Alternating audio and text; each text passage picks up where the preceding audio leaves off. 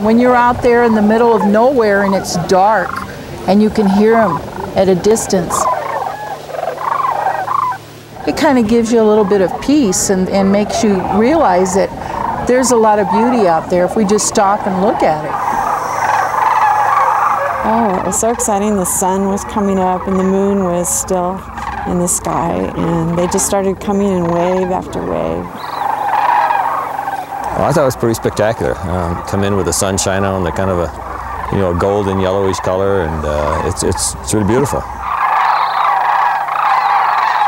They're quite dramatic when you watch them fly across the sky here in Willcox, and you can also hear them. They have a real wonderful trumpeting call. Wow. Well, I've actually been coming down to the wings over Willcox. I think this is 5 or 6 years that I've done this.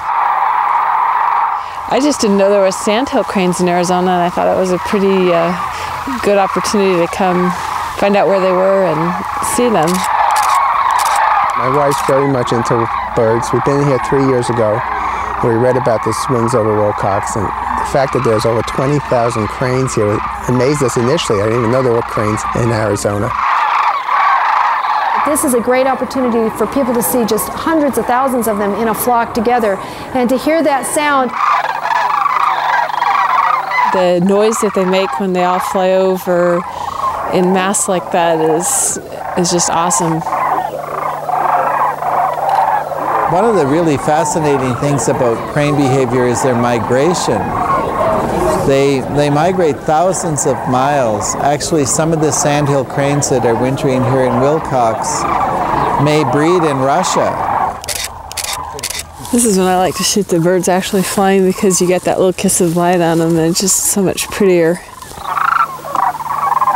Because I really like the birds, I've been going to different crane shows, and I seem to be migrating with them from here to New Mexico, to Colorado, to Nebraska. Cranes are very special creatures in the bird world.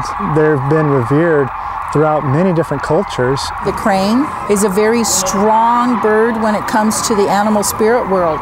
13 years ago, I became interested in the cranes. I've been traveling the world with the book, and all the crane festivals, we have one thing in common, the love of this bird. This is an edition of 18. I'm moved by their grace and their beauty and the call, which doesn't sound like anything else on earth.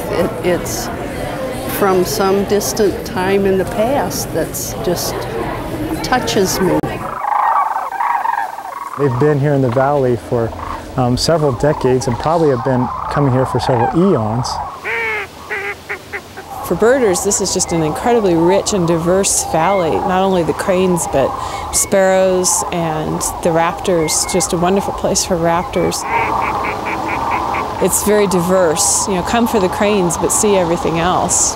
This bird has an extra little hook. When you go out in the field to take some of the tours at an event like this, can you guys all see that extra hook on there? You get to look at birds in binoculars and you get to see them, but you don't get to see the entire structure unless you see them up close and personal like what we've provided with this. This one, as you can see, is missing the outer portion, or what we call the primary part of its right wing. I really am grateful that Game and Fish has brought down the live animal displays. Does anyone have a question? That's one new thing, and it really helps give children a real interest in what's out there. And you'll see them flying out over the fields. I've always been interested in birds since I was a child. I did my doctorate at Cornell University on the comparative behavior of cranes.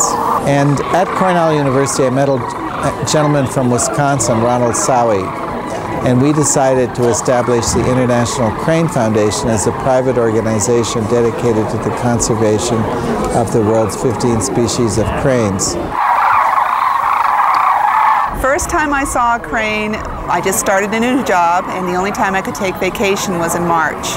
So I thought, what's all this hoopla about in Nebraska? Went out and just fell in love with the cranes.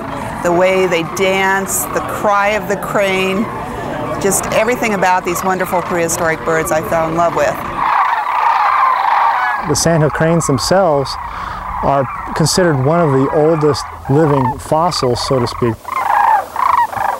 They're pretty much identical to what they have been in the fossil record over the past several, probably hundreds of thousands of years.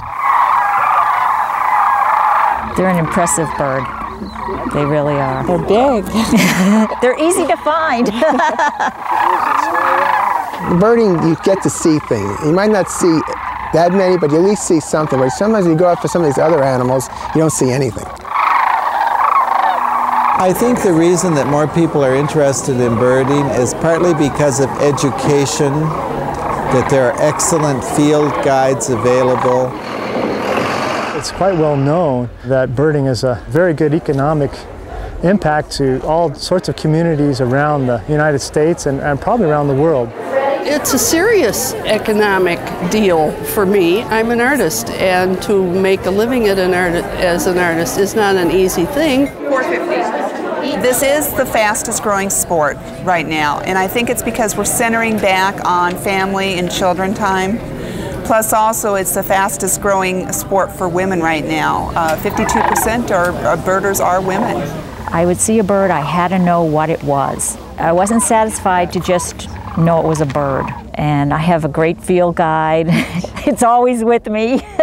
I think if you have an appreciation for the land and the environment, to see so many creatures, you know, free and thriving is a great feeling, and you always want to hope that it'll always be like that and to preserve the land. Birds, beyond the fact that just watching them and enjoying them for their beauty, their natural beauty, their colors, their behaviors, they're an important reflection on what's happening in the world environmentally overall. The cranes are sort of ambassadors of the environment, our very fragile environment. I feel like they're a gift. They're here. So many people don't even see them, and you know, I see them and I want to know what they are, what they're up to. I have a curiosity.